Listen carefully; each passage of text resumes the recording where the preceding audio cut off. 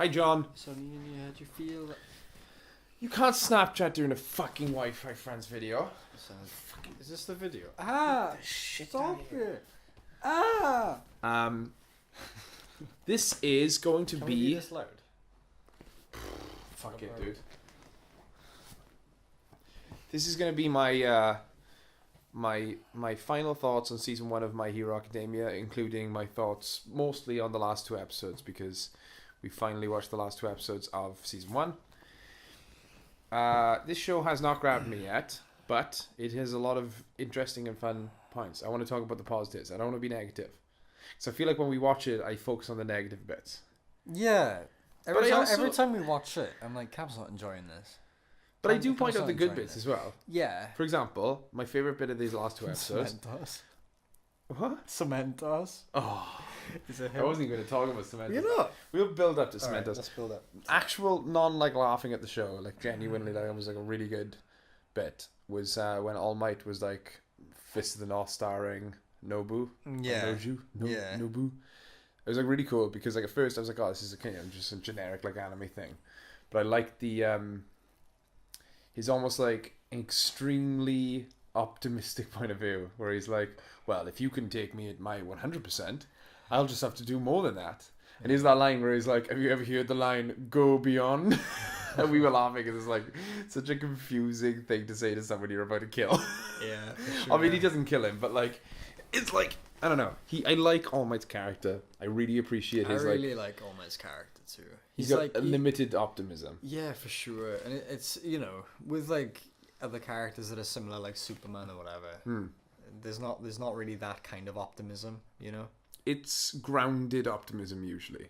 It always feels like they have to it feels like with a lot of characters who are optimistic, they have to give them some kind of reason to be optimistic, and then inevitably they always lose their optimism. It's like so tempting to give an optimistic character this arc where they go, oh, you know, I was always wrong. Whereas All Might feels like, you know, everything can happen to him. The worst stuff can happen to him and he'll never stop. With All Might, it's more of it's like a philosophy almost, isn't it? Because when he's talking and he's not in his form, it's much more grounded. You know, he's not that optimistic when he's in his other form, but it's like, it's what I believe. And it's what other people should believe. That's more of like his character, you know? Yeah, I feel like with All Might, when he turns into a superhero form and he starts acting in a certain way, it's how he wants to inspire people to act. So it's like when he turns back into his human form and he's a bit grumpier, it's like him being, you know, the kind of... who he is, like. It's who he is, but it's not who he wants to be. Yeah, and I really like that. And I like how it's symbolically shown through the battle, because he's like, the more he, you know, because they say there's like an hour, but to me, watching the anime, it doesn't feel like it's math based. It feels like he turns back into his, you know, his human self when he's got no more, you know, optimism to give. Yeah, for sure. And in that last final fight, they talk about how he can't move because he's like, if he moves a bit, he's gonna like turn back, but then he still takes that final step. Yeah, he says because he goes. I like that they go, if he moves, he's gonna turn back, but then you see him move and he doesn't turn back, and it's to show you like this dude is serious right now. And then the final nail in the coffin, which I pointed this out when we watched it, such a good bit, is when the bad guys are leaving. Yeah, and All Might makes a point. He could just stand there. He's won already, but he makes a point to reach his arm up and wipe the blood off his mouth, just to show him like, fuck you. Like, he's like, that's literally, it could be the death of him, because if they find out that he's got a human form because he moves too much, they know then he'd be ruined. But literally he's like, nah, I gotta do this. Yeah, it's so cool, so much style. I think the episode's still way too long. They're short, to be fair, but they feel way too long. I think this could have been a 6-episode series. Yeah. I really didn't enjoy watching this season again.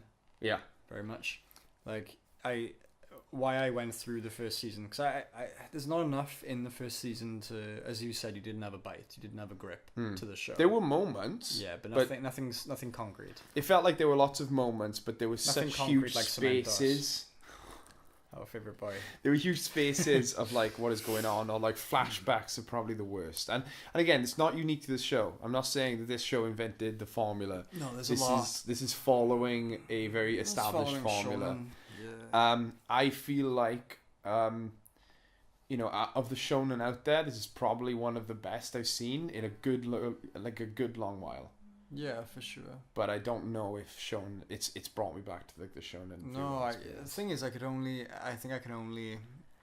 This might be the last shonen I watch, and then that'll be it. But like, I don't know. Like going to this one has reminded me what I like about shonen, but it's very much reminded me what I don't like about shonen too. Yeah. And like especially as you said about flashbacks, they're pretty painful this time.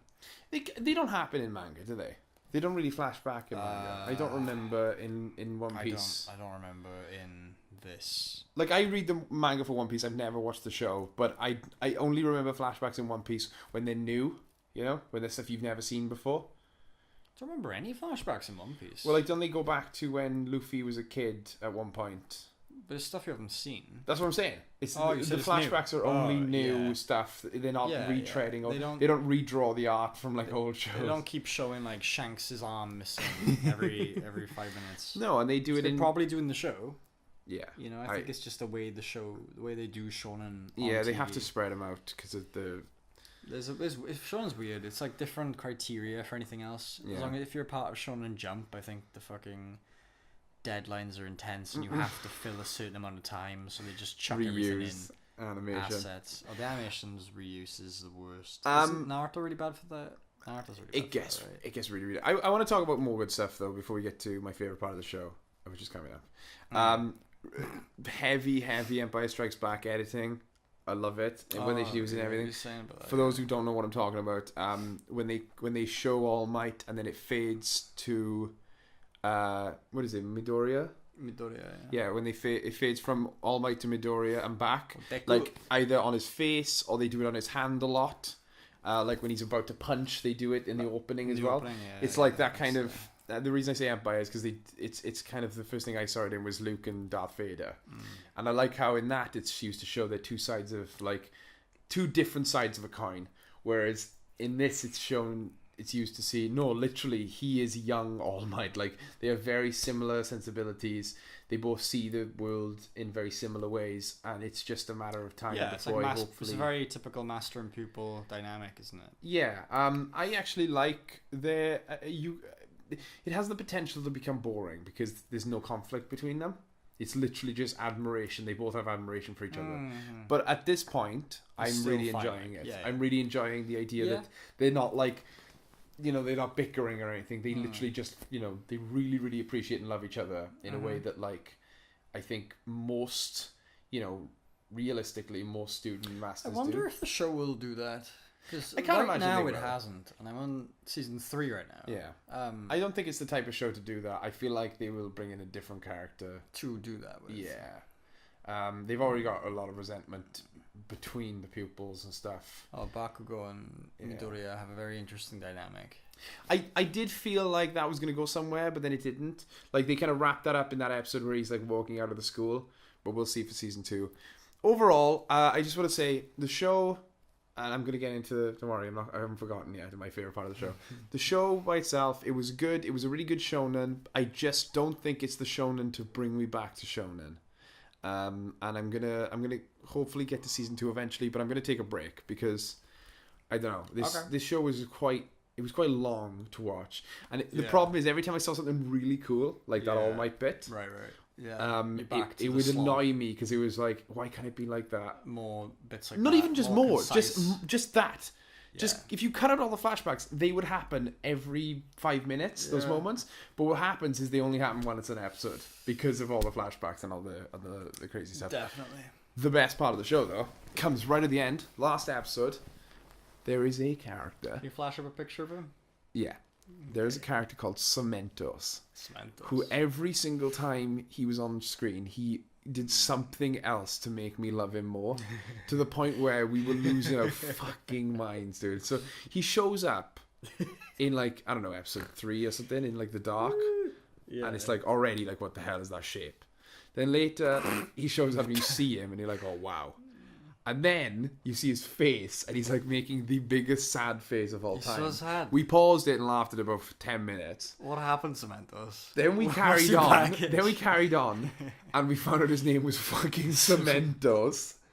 and that he can control the ground, I guess. Yeah, not cement. just cement, but like he uses it to control like earth. Yeah. Then it's like clay, I think. Then something tickled him, and he smiles. And the way that he smiles is that he just turns It's up. like the top of his mouth, isn't it? No, he turns up the ends of his sad face, so he's still frowning, but it frowns and then it goes whoop, and it turns up at the bottom. So I like the idea that he's perpetually sad, but sometimes he's also happy as well as being happy. sad. Yeah. And then we found out the ultimate moment What was that that? really made Was me it go, with this guy is the Cementos? best. Oh, Which we found out that Cementos is a fucking man bun. it's so discreet. You think Just he's there. bald, but then there's a man bun. On the back of his head. And honestly, Oh, he's a beautiful boy. Beautiful boy. I've got an inkling that Cementos is not going to be a main character What? in season 2 and What do 3. you mean? But, He's the antagonist. Becomes the main villain. I would You find out why he's sad. I wouldn't be surprised if they didn't realize what he was saying and that his actual name is just Sad Mentos. Yeah. So for those who've watched all these episodes or even just watched this one, wondering about the show, if you like shonen, this is a really, really good shonen. It's a really solid, good shonen. It doesn't reinvent the format, but it definitely takes it and does something really fun with it. Yeah. If you don't like shonen, give it a try, because it worked on this boy. This boy giving up on shonen, Shonen was long gone for me. and I'm hopefully gonna get back into it in Yeah. season 2. I think- Season 2 is the season that everyone says. I think a good break is nice now. I think you should have a nice break. Oh fuck! All right, well this is gonna be in the dark. In the dark. Say your last final thoughts in the dark. Alright, these are my last final thoughts in the darkness. Welcome, everybody. We need to find out why Cementos is so sad. And maybe Cameron will find out in season 2, because maybe that's the main plot device. And maybe this show gets even better. Cementos, the show. Thanks for listening, everybody. This has been your boy, Jack. Hey, John. And this other guy. Bye.